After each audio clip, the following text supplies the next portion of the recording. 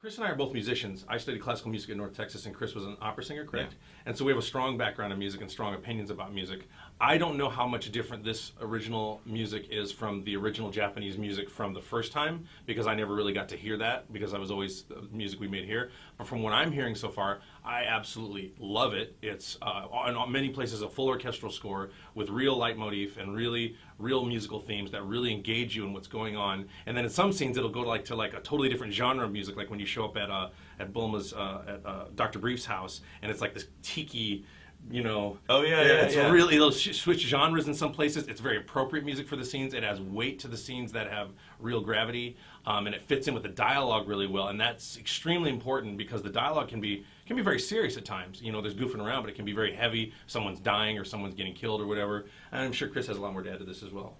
Or for instance, if you're 7 years old and you're not supposed to understand death, or falling asleep, or going to another place.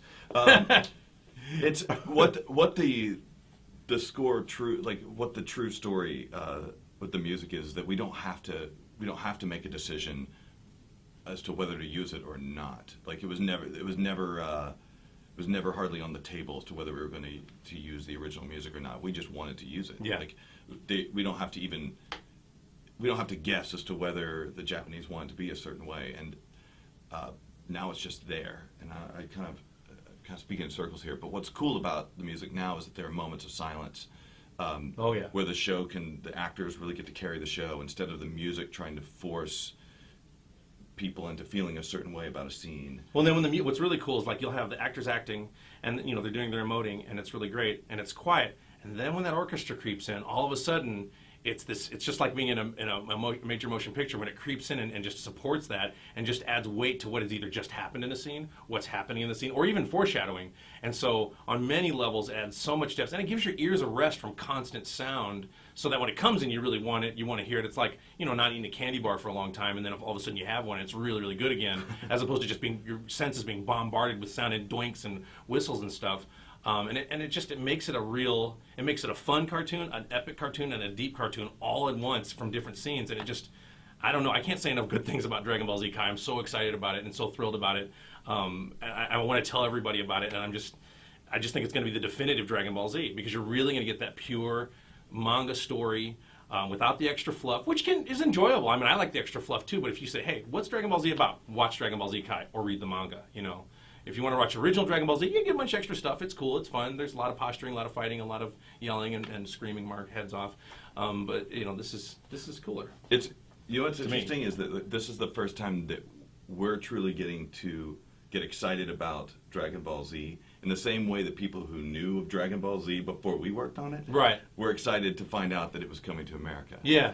There's so many people who were so excited and so in my face about it, and I didn't really.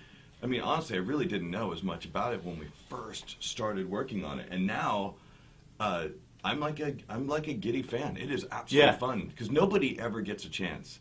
We were talking about this. Yeah, like no one ever gets a chance to do something. That's we were talking about this off camera before we started, and I wanted to mention it for the blog. Is that Dragon Ball Z fans and animation fans in general, the ability to do this is unprecedented. I count the number of cartoons that have, or anime, or whatever you want to call it, that have been, you know, edited down, like Toei did that, sent it to us, and then we get to redo it with the same cast fundamentally. And for me personally, as an artist, I like all the creative choices that all the people are making above me. Whereas before, I did not. And I can say, I'm not saying it was a bad show before, but I personally, I mean, and artists disagree. So there might be a lot of fans out there who liked those artistic choices before, and that's fine. I personally didn't. So publicly, I can finally say, I love what decisions Chris is making. I love the creative choices that Justin's making, and all the producers are making, and the writers are making. I'm thrilled about it, because it adds so much more power to the show and makes it so true to what it was originally intended to be. And that's why Dragon Ball Z has been so hugely popular for how many years now? Since the 80s, you know, since when Akira Toriyama created it in the 80s.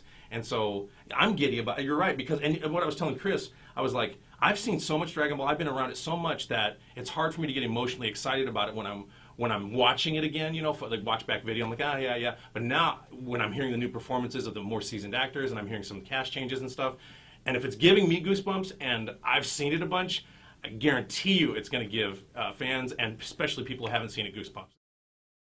Dragon Ball Z fans, hear me now, believe me later. Dragon Ball Z Kai will be the definitive Kai. It'll be all time. You're going to love it better.